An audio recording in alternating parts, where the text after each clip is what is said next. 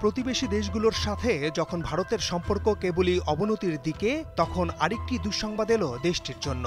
ভারতকে নিজেদের সহযোগী দেশের তালিকা থেকে বাদ দিয়েছে বিশ্বের অন্যতম শক্তিধর দেশ যুক্তরাষ্ট্র। বিশেষজ্ঞরা আশঙ্কা করছেন, যুক্তরাষ্ট্রের এই পদক্ষেপের কারণে ভারতের সঙ্গে দেশটির কূটনৈতিক সম্পর্কের ক্ষেত্রে চ্যালেঞ্জ তৈরি করতে পারে। কিন্তু কেন যুক্তরাষ্ট্র এমন সিদ্ধান্ত নিতে বাধ্য হলো? চলুন জেনে আসি এর কারণ। যুক্তরাষ্ট্রের অভিবাসন ও শুল্ক প্রয়োগ সংস্থা আইসিই মূলত ভারতের বিরুদ্ধে এই সিদ্ধান্ত নিয়েছে। এর অন্তরালে আছে অভিবাসন বিষয়ে ভারতের সহযোগিতার অভাব। আর এই কারণে বিশ্বের বৃহত্তম গণতান্ত্রিক রাষ্ট্র ভারত এখন যুক্তরাষ্ট্রের কাছে Russia, Pakistan, Iran, Cuba, Venezuela ও ভুটানের মতো।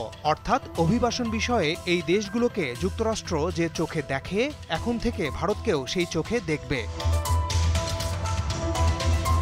যুক্তরাষ্ট্রের আইসিই জানায়, এসব দেশ প্রত্যার্পণ প্রক্রিয়ায় যথাযথ সহযোগিতা না করায় তাদের নাম যুক্তরাষ্ট্রের অসহযোগী দেশের তালিকায় অন্তর্ভুক্ত করা হয়েছে। মার্কিন কর্তৃপক্ষের মতে, এই দেশগুলোর নাগরিকদের প্রত্যার্পণের জন্য সাক্ষাৎকার গ্রহণ, ভ্রমণ নথি ইস্যু এবং নির্ধারিত ফ্লাইটে ফেরত পাঠানোর প্রক্রিয়ায় সহযোগিতা করতে তারা ব্যর্থ হয়েছে। আইসিইর তথ্য বলছে, যুক্তরাষ্ট্রে অবৈধভাবে প্রবেশের জন্য গত কয়েক বছরে প্রায় ৯০,০০০ ভারতীয় নাগরিককে আটক করা হয়েছে। ভারতীয় এই নাগরিকদের বেশিরভাগই পাঞ্জাব, গুজরাট এবং অন্ধ্রপ্রদেশের বাসিন্দা। এদিকে নবনির্বাচিত মার্কিন প্রেসিডেন্ট ডোনাল্ড ট্রাম্প অভিবাসন নীতি কঠোর করার প্রতিশ্রুতি দিয়েছেন।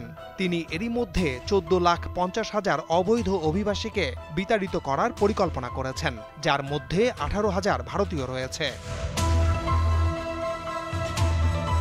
যুক্তরাষ্ট্রের এই উদ্যোগ কি ভারতের সাথে দেশটির কূটনৈতিক সম্পর্ককে চ্যালেঞ্জের মুখে ফেলবে? উত্তরটা যদিও সময়ের উপর ছেড়ে দিতে হবে। তবে বিশেষজ্ঞরা কিন্তু এই আশঙ্কা উড়িয়ে দিচ্ছেন না। তাদের আশঙ্কা, যুক্তরাষ্ট্রের এই পদক্ষেপ ভারতের সঙ্গে কূটনৈতিক সম্পর্কে কিছুটা হলেও প্রভাব ফেলবে।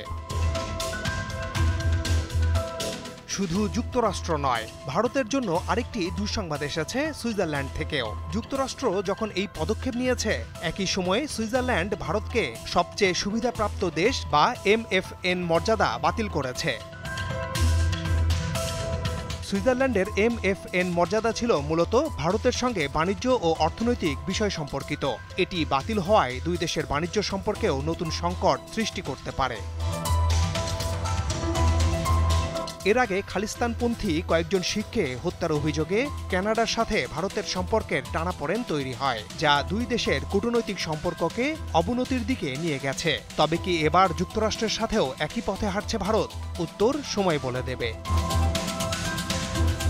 মাহমুদ শাওন, দীপ্ত সংবাদ, ঢাকা।